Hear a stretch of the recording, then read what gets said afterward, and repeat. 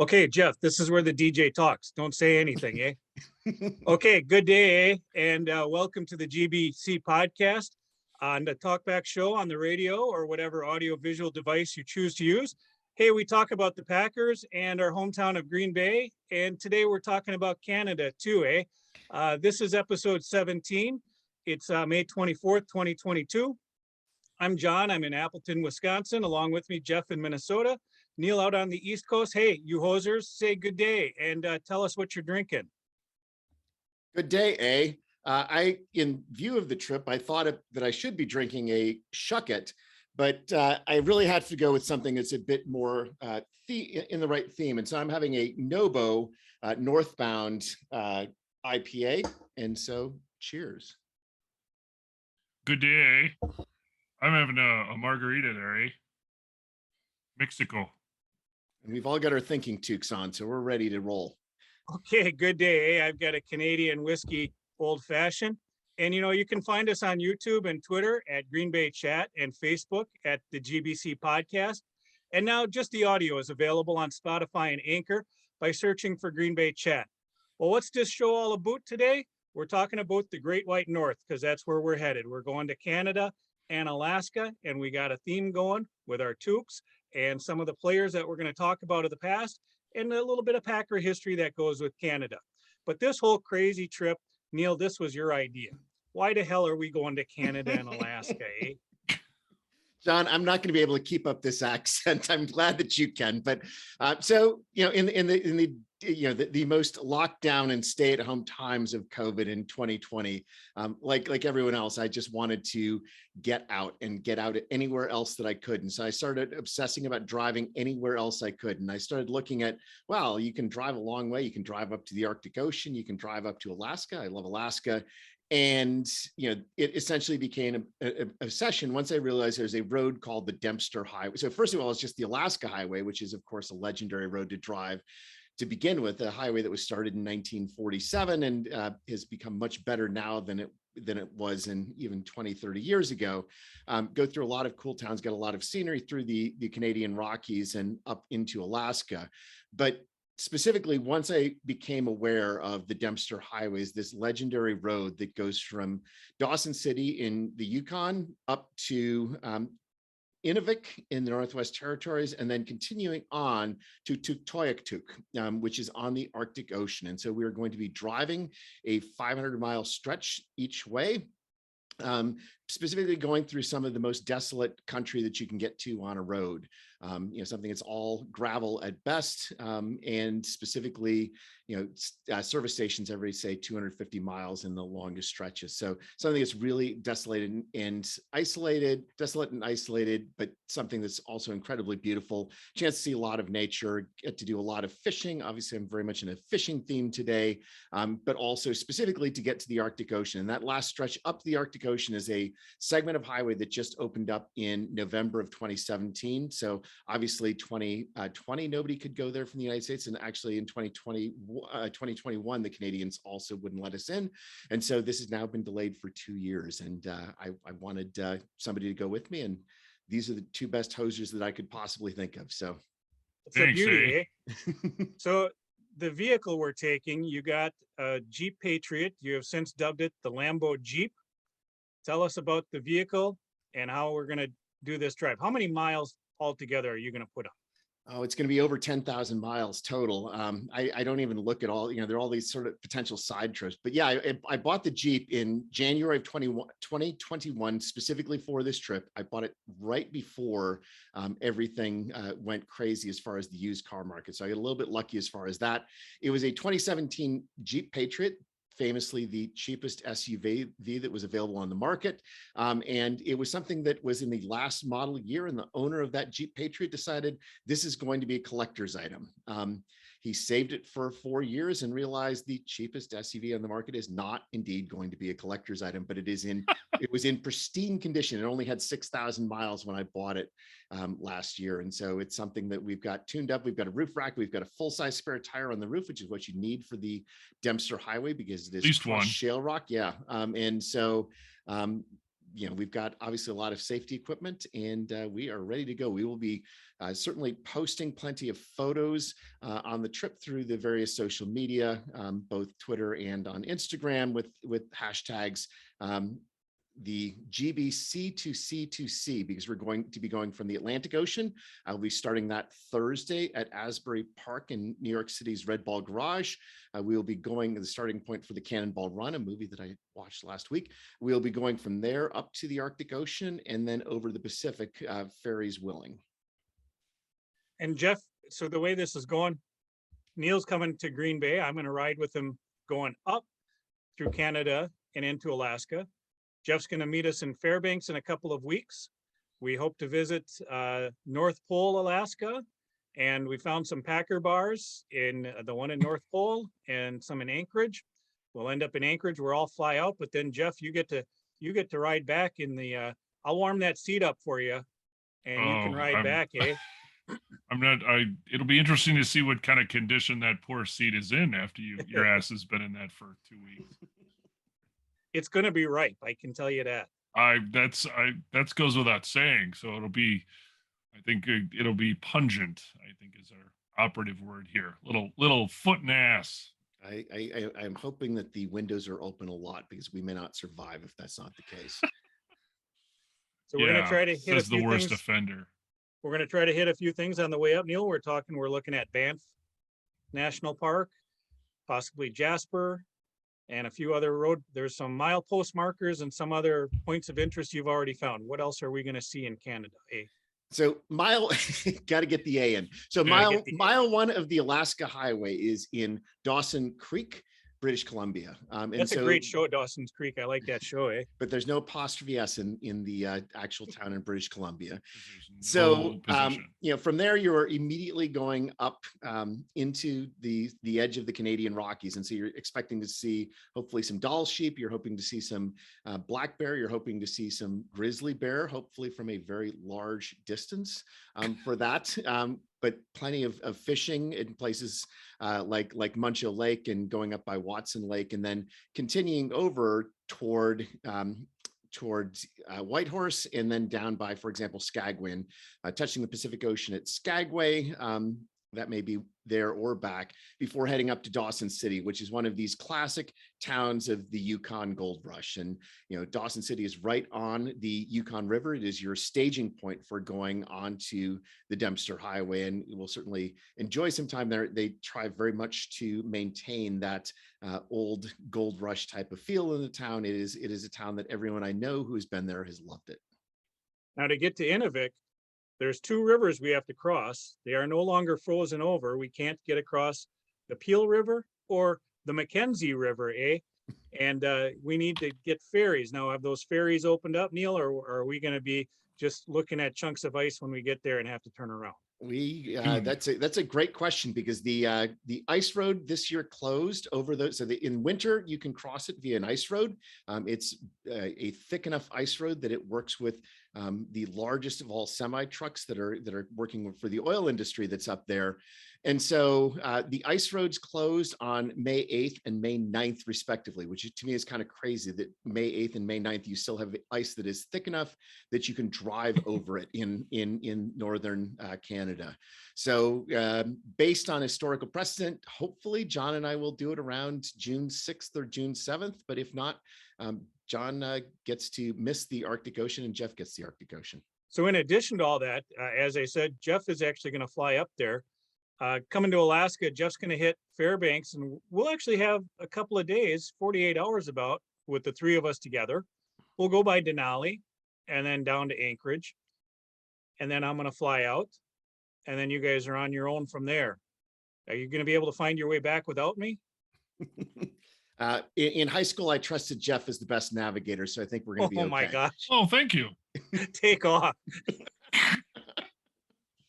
There are very few roads in which navigation is going to be an issue anyway. So it's pretty straightforward. We have lots of old school maps, paper maps. So. And the other thing that we're going to do when we're together is we're going to actually do an in-person podcast with all three of us at the same time, rather than needing 3 separate video feeds from 3 different states. So So I think that's going to be enjoyable as well. So the trip will bring us to North Pole, Alaska, home of Daryn Colledge. Daryn Colledge played for the Green Bay Packers, a 2nd-round draft pick, and he's our Packer player of the past. And to tell us about him, here's Neil.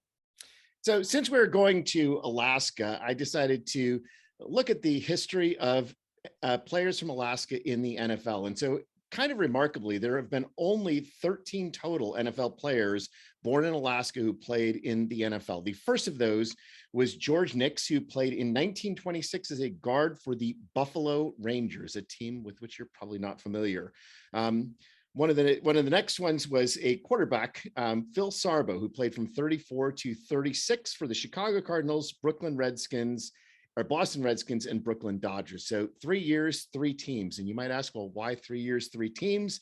In his career, he was 85 for 201 with 4 touchdowns and 26 interceptions. Ouch. For a 27.9 rating. And so fundamentally, after Phil Sarbo's 4th and 26, as it were, it was 43 years until the next player from Alaska played in the NFL. Wow. There have been some good players from Alaska in the NFL.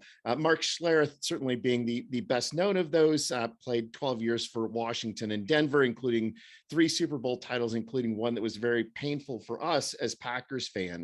And there are 2 other Alaska players from Alaska with ties to games that are painful for Packers fans. Travis Hall was a defensive tackle who played for the 2002 Atlanta Falcons, and Steve Smith was a wide receiver for the Giants who played in the 07 Giants. But I'm going to talk about a much happier Alaska player, Daryn Colledge. Daryn Colledge, I would argue, is the 2nd best player ever from Alaska in the NFL with an AV of 69. As John said, he's from North Pole, Alaska. He was drafted in the 2nd round with the 47th overall pick. That is actually the highest overall draft pick of any player from Alaska. On Twitter, we linked to a video that NFL Films did of him, which is really good, and I'd strongly recommend talking about the differences of life growing up in North Pole, Alaska, and how life in Alaska is different from that in the lower 48. And specifically in that video, Daryn Colledge mentioned that he didn't even start playing football until his senior year of high school, and essentially started playing football because of a girl, and decided that he was dating a cheerleader and said, sure, I might as well try out for football. And kind of remarkably, Boise State was scouting a different player, and they saw a video of Daryn Colledge, who was playing as a defensive tackle, and said, yeah, let's give this guy a try. He ended up being all-state, first-team all-state in Alaska, despite only playing 1 year, which obviously tells you a lot about his athleticism. And he was a 4-year starter at Boise State, where he converted to offensive line before being drafted for the Packers. And I think one of the things about Daryn Colledge that's so remarkable is his incredible consistency. So in his first year for the Packers, he started 15 of 16 games for the Packers on offensive line as left guard. In 07, he started 13 of 16 games, and in 08, 09, and 2010, he started all 16 games for the Packers. Obviously, one of those being the 2010 team that led to the Super Bowl. Going to that Super Bowl team, I think that we need a little bit more appreciation for that line from that 2010 football Packers Super Bowl winning team. Chad Clifton, Daryn Colledge, Scott Wells, Josh Sitton, Brian Bulaga. That is an offensive line. That is a way to win a Super Bowl. And certainly in the playoffs, he played all 7 games that the Packers played in the playoffs, and left the Packers as the winner in Super Bowl 45. This is a time where obviously decisions need to be made. Ted Thompson did not want to spend money on guards. And so he moved on to Arizona, where he played for 3 years and started all 48 games that he played for Arizona, and then had one final year in Miami before he retired. But somebody a model football player as far as his effort, his leadership, his motivation of his teammates, and obviously somebody who always was there on game day. You knew that you could rely on Daryn Colledge being on part of the protection of the backside of Aaron Rodgers. And so, or Favre. Or Favre too. That's right. The first 2 years were for Favre and the last 3 for Aaron Rodgers. And so I think that, we need a little bit more appreciation for linemen in general. And Daryn Colledge is one that absolutely deserves it. And we will be going through Daryn College's hometown of North Pole, Alaska on this trip. Okay, but it's a driving trip, right, Dave? So we got to get to Alaska, but to get to Alaska, we got to go through Canada, the Great White North. So I'm sure, Neil, there's got to be some connections to Canada, and the Green Bay Packers. There are indeed, although they are more tenuous than you would really hope for. And I think Jeff will get to actually true Canadian players. The only Packers player of note who was born in Canada was Tony Mandrich, and there is no way I want to talk about Tony Mandrich, who was born in Ontario. Woo, hey, look at the time. But there is one really important Packers player who did play in Canada, and I'm going to talk about him instead because he's a much more interesting character, and that's Andre Rison, as shown on the screen. So Andre Rison was born in Flint, Michigan, went to Michigan State, and he was a first-round draft pick for the Indianapolis Colts in 1989, 22nd overall pick. In 1990, the Colts traded Andre Rison, the following year's first-round draft pick, and a fifth-round draft pick to Atlanta to get the first overall pick in that 1990 draft, Jeff George. They may have regretted that decision. Andre Rison's regular season peak was certainly with the Atlanta Falcons. And so for 90, 91, 92, 93, he led the league in touchdowns or receptions essentially every year in that period through between 1990 and 1994. 94, things sort of started to go a little bit more dramatically for him because Left Eye Lopez from TLC burned down his house in June of 94.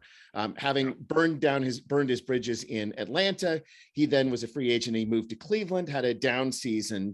But the most interesting aspect about Andre's Rison's season in Cleveland is that was their last season in Cleveland before they moved to Baltimore to become the Ravens. And the Cleveland fans were having none of it. And Andre Rison, as an underperforming free agent, from their perspective, was getting a lot of the ire. And so he specifically got a lot of taunting from the Cleveland fans, despite the fact that he was not the owner of the franchise. And after a home loss to the Green Bay Packers of all teams, he was asked by the press his opinions, and he said, "We didn't make the fucking move. So for all you booers, fuck you too." Needless to say, that did not cause him to stay with that franchise. So in 1996, he moved on to Jacksonville. And in Jacksonville, fortunately for the Packers, he had a miscommunication with Mark Brunell, which led to an interception. That led to a very heated sideline discussion that led to the Jacksonville Jaguars cutting Andre Rison. Mid-season, just cut him loose. Mid-season, after week 12, he was cut from the Jacksonville Jaguars. The Packers, a little thin at wide receiver due to injuries, picked him off waivers. They chose him off waivers, and on the 20th of November, 1996, certainly somebody that we thought had potential for us as somebody, all-pro very, very recently. In the regular season, he had 13 receptions for 135 yards and 1 touchdown. So, somebody who contributed, but nothing really spectacular. But certainly in the postseason, he, maybe not by yardages and reception came alive, but he came alive as far as touchdowns are concerned. He had a 4-yard touchdown versus San Francisco in the first quarter that put us up to 14-0. But obviously his most important touchdown of his career was the second play from scrimmage for the Packers in Super Bowl 31, in which Brett Favre made an audible and threw a long bomb to Andre Rison, one of the most famous calls in Packers history, a 54-yard touchdown from Favre to Rison. And we can remember all of the various gushing about that. And so he left after that year to go to Kansas City and Oakland. He did set an NFL record for 7 teams with a touchdown. That is an NFL record for most teams for which he scored a touchdown. His career, 743 receptions, 10,205 yards, 84 touchdowns. Somebody who has been in the running for going to the Pro Football Hall of Fame. Why is he in the Canadian segment? Because in 2004, he signed with the Toronto Argonauts and won the Grey Cup. And so he was one of a very small number of NFL players who has won both a Super Bowl and a Grey Cup. Andre Rison, I think, is the most curious of all potential Packers players of the past because he played a grand total of 8 games for us in his career. This will certainly set a record for fewest games played for a Packers player of the past, and yet somebody who is obviously critical as far as our happiness of the team in 1996, and certainly a very worthy Packers player of the past. Wow, good stuff. Well, thanks, Neil. That's the beauty, eh? So there's certainly a lot more about Canada and the NFL. And so to take off and get us to the bedtime story, here's Jeff and some history. So, as we mentioned earlier, how not many Alaskans have played in the NFL. However, lots more Canadians. However, not there's not that many international and or Canadian players in the Pro Football Hall of Fame. So, what I decided to do, one of my assignments here was like just do some research. How many Canadian players, have played or do play in the NFL? So, I found an article from the Toronto Sun from last fall. So this was for the 2021-2022 season.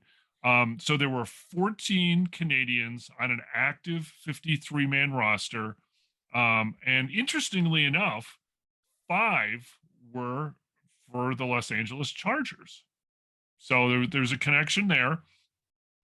So on the practice squad last year, I don't know if you guys remember this, there was a gentleman by the name of JJ Molson.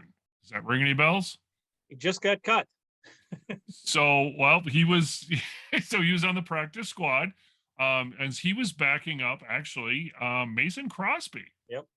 So, but that's not what's interesting about Mr. JJ Molson. So if there's any Canadian beer fans out there, Molson, JJ in this case, he is the 8th generation descendant of 18th century beer brewer John Molson. Wow. So, and maybe you've had one of those. And if you've ever been to Montreal, you've seen the huge Molson factory along the river there. It's actually a landmark, which is kind of remarkable for a brewery. So so that goes back to that's a fair. I mean, 14 Canadians active that made the active 53-man roster. So who from Canada has actually made the Pro Football Hall of Fame? Well, that's when things get thin out just a little bit. So I first looked kind of how many international players that were born outside of the United States are in the Hall of Fame, and there's a total of 8. So for our purposes, for our road trip here, there are exactly 2 Hall of Fame players that were born in Canada. The first, probably never heard of. His name was Arnie Weinmeister. He was a defensive tackle. He was born in Ryan, Saskatchewan. The other guy you might have heard of, one Bronco Nagurski. Wow. So he was born in beautiful Rainy River, Ontario. So there you have your 2 Canadian Pro Football Hall of Famers. So that also, as I was searching the Pro Football Hall of Fame website, there's some really basic information that you can't search by, but some other interesting information that you can search by. So I'm going to kind of, in the interest of, there's going to be lots of time spent together in the vehicle here. So I'm just going to throw out some trivia questions here and see if you guys can pick these up. And so technically this is going to be on your road trip. These are a couple cities that you will be going through in the great state of Wisconsin on your road trip. So can you tell me the 2 Hall of Famers who were born in Green Bay, Wisconsin? Pro Football Hall of Famers born in Green Bay, Wisconsin. Arnie Herber. And is it another Packer, or did he play on a different team? Specifically, it's another Packer. Maybe you've heard of him too. Mike Mikulski would be my other guess. No, maybe you've heard of him. I'm going to go with Curly Lambeau as a guess. Yes. I always forget Curly was born in Green Bay. I thought that he, for some reason, I thought he came down from we're alums of the same high school as Curly Lambeau. Yeah, Curly Lambeau. I know he went to the high school, but like I said, for some reason, I thought he was from Upper Michigan as well. Nope. So at least not according to the Pro Football Hall of Fame. So then on your drive from beautiful Green Bay, Wisconsin over to the Twin Cities here, you're also going to pass through beautiful Wausau, Wisconsin. Mm-hmm. And as it turns out, there's actually 2 Hall of Fame players, not Packers, but 2 Hall of Fame players from Wausau, Wisconsin. Well, I know Dave Craig is from Wausau, but I don't think he's a Hall of Famer. Nope. One of them is very famous. Well, they're Hall of Famers. They're sort of famous by but not recent. Are they linemen? No. Then I don't know. Elroy Crazy That's Legs. right. Crazy Legs Hirsch, Hirsch. I did know Crazy Legs was from Wausau. Oh, dang and it. Jim Otto. Jim Otto. Yep. Those are two famous players. Yeah. Yes. So and then I also got to thinking, well, okay. So based on it again, the Pro Football Hall of Fame website, so the city with the most, or what city in the United States has produced the most Hall of Fame players, and how many? That's your bonus question. Yes, like where they were born. I'm going to say it's got to be Pittsburgh, right? That's number 2, Neil. Good guess. Oh, I would say Chicago would be my guess. That's a good guess, and that would be correct. How Wow. many? 20. No. Chicago was 10. Split the difference. 13. 13. All right. So, and then Pittsburgh had 9. Wow. Now, it's interesting is that no other city, I think Los Angeles had like 5, and otherwise it was, but a very important Packer Hall of Famer was also born in Chicago. Who is that, John? Tony Canadeo. Very good, John. Well done. Wow. All right. So there's your history lesson with a little trivia thrown in. So there you go. 2 Hall of Fame players from the Great White North of Canada, as well as a handful from the great state of Wisconsin. So, Jeff, I've got a question for you. I mean, one of the reasons that John and I are excited about driving through the plains of Canada is because there's so many ridiculous town names in the plains of Canada. Like, we're spending our first night in Regina because, of course you are. We're still all 12-year-old boys, and we have to spend a night in Regina. We're going from Regina to Moose Jaw, so that doesn't help any. We got Medicine Hat. Hat? Yep. We've got a whole series. And so, what is the? Obviously, we're going to be going through North Pole as well. So Alaska is sort of deciding to play in with Canada as far as ridiculous town names. So what is the most ridiculous town name of an NFL player from Canada?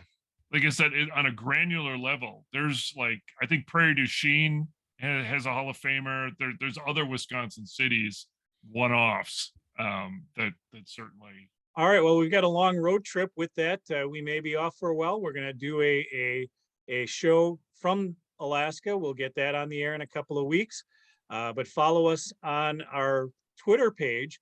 The GBC podcast is at Green Bay Chat on Twitter, and we'll also post on Facebook, probably on our own pages as well. Neil, we might even get some Instagram pictures up as well. We've got a lot of pictures to take during this trip, but of course the GBC podcast, Green Bay Chat, you can get us on Twitter, Facebook. We'll get the audio up through Spotify and Anchor as well. Any parting shots, you hosers? I'm looking forward to doing a lot of fishing. I know this is a Packers podcast, but we go to Daryn Colledge. He talked about his love of fishing and hunting, which certainly would endear him to the fans in Wisconsin. And I am looking forward to Arctic grayling and Arctic char, seeing all how many different types of salmon I can catch some bull trout. Let's try to get some northern, some lake trout. Hopefully, let's try to get as many ridiculous fish as we can, and the Arctic grayling being the top of my list of ridiculous fish I want to catch. So, and these guys are going to have to tolerate it. We will tolerate it. We will tolerate it, indeed. Yep.